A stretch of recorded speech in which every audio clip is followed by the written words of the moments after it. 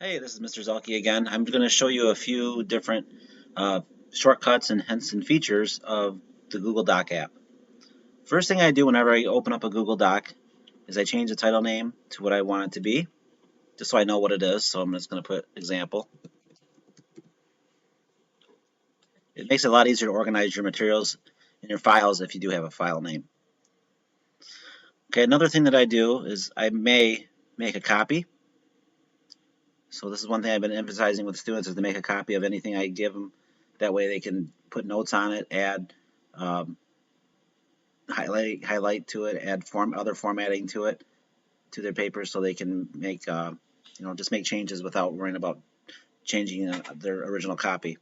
So I click make a copy, and it'll make a copy for you. So looking at the basically what I wanted to do is worry about the fonts and worry about formatting text. So if you already have your text there, you can change your formatting really easy. Say I want a boldface, I select it by clicking down and dragging across it. Click the B, boldface, I is italic, U is underline. I can change the color of the font by clicking on the text color button and changing it to whatever I want. So I want green, go black, try blue or light blue. Then I can undo things. If I make a mistake, it's not the end of the world. You can always go back and undo mistakes that you've made. I can also change the font size after it's selected by clicking the plus button on the number. Change the look of the font by clicking on the box that has the different font types, and you can pick whatever you'd like. Be as creative as you'd like, or you'd be as simple as you'd like. So if you wanted to change the font size and the format the text before you'd started typing, you would just do it ahead of time. So say I want bold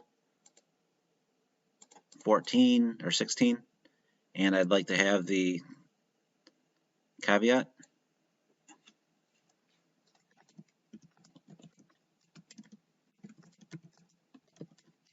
And I'll have it ahead of time. The nice thing about the Doc program is it saves everything as you go, so it's all saved. The last edit was seconds ago, and it already said it's saved, so you're moving right along. The final thing I want to show you is how to insert an image, because we ask students to make images using paper, pencil, construction paper, or if they ask them to take pictures with their Chromebook. So here's how you would do that.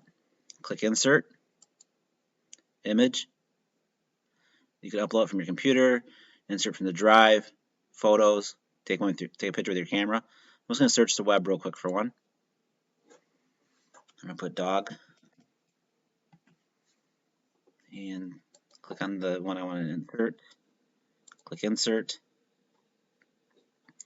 and then I can resize it. So if you have familiarity with Microsoft Word, you'll be able to catch on to this pretty quick. But if you're just starting out, these are the basics. Please let me know if you have any other questions or anything else you want to see. Have a good day, and we'll talk to all of you soon.